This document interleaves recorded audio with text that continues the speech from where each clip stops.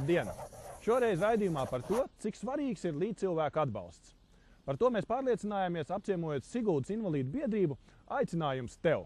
Tur cilvēki ir raduši dažādus veidus, kā palīdzēt viens otram.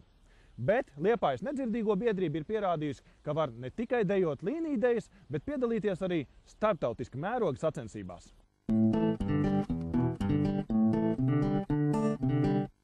Siguldas invalīdu biedrībā Aicinājums tev cilvēki ar īpašām vajadzībām var saņemt sociālā darbinieka atbalstu, apgūt dažādas prasmes, piedalīties radošajās darbnīcās vai vienkārši pavadīt laiku kopā. Pēdējos gados iesaistoties Nodarbinātības valsts aģentūras subsidēto darba vietu programmā, biedrība pilda arī darba devēja funkciju. Vadītāja Mārīta Rozentāla tagad pārstāv darba devēja pusi, bet savulaik tieši iespēja strādāt subsidētajā darba vietā viņai devusi jaunu spēku dzīvot. Tas bija pēc tam, kad 2000. gadā slimības rezultātā Mārīta zaudēja redzi.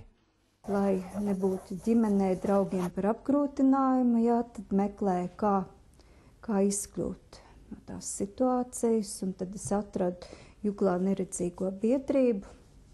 Un tur izgāja pusgada rehabilitācijas kursu. Tad es sāku strādāt arī, var teikt, bija novadā pirmā subsidētā darba vieta, un es sāku strādāt dienas centrā par aprūpētāju.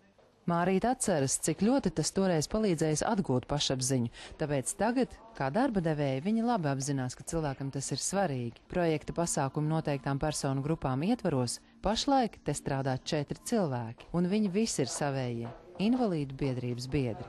Aivis Pīlādzis ir datu ievadīšanas operators. Sākumā no datorlietām neko daudz nesot sapratis, taču izgājis apmācību tepat biedrībā.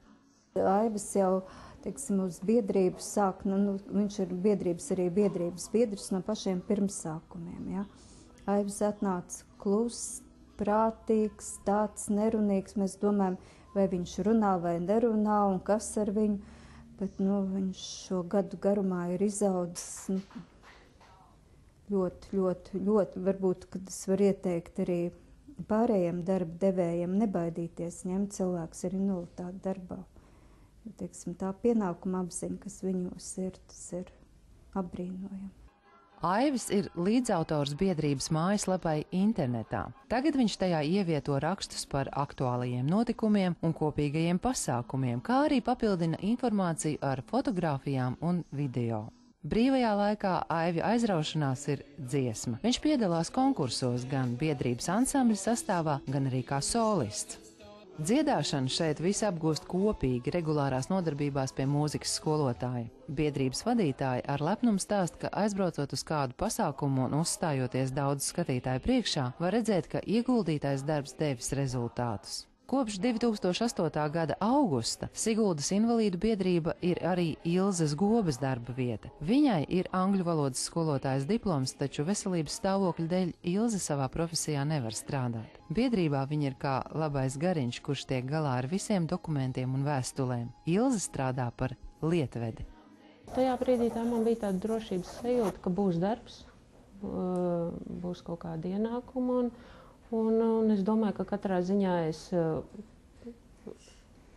apgūšu pieredzi kā lietvedis, profesionāli kaut kā kvalificēšos un būs arī kaut kāda virzība tālāk uz priekšu. Pirms tam bijis pagrūti atrast piemērotu un stabilu darba vietu. Es esmu bijusi 2 reizes īrijā. Vienreiz biju uz 11 mēnešiem, vienreiz uz 7 mēnešiem strādāju. Pirmo reizi McDonaldā, otro reizi strādāju Subway, arī tāds ātrās apkalpošanas restorāns. Tur es strādāju, un tad vēl man pa ziemām es piestrādāju Siguldas pilsētas trasē pa kasieri slēpošanas sezonas laikā. Ar pašreizējo darbu Ilze ir apmierināta. Viņai ir iespēja likt lietā arī savas labās angļu valodas zināšanas, jo biedrība piesaista brīvprātīgos darbiniekus, jauniešus no ārzemēm. Man savi darbi, savus pienākumus, arī savu tur darba vietu blakus Mārītei, es tur darbojos, un ar Mārīti mums ir ļoti veiksmīgi izveidojusies tāpat savstarpēji, kā mēs sastrādājamies tā, un es domāju, viss ir tā labi. Biedrībā Aicinājums tev katru dienu notiek dažādas nodarbības. Dejošanā parasti iesaistās visi. Tas nekas, ja sajūg kāds solis. Šeit neviens neskatās ar kritisku skatu. Dejošana ir savu veidu kustību terapija, kas palīdz paust emocijas.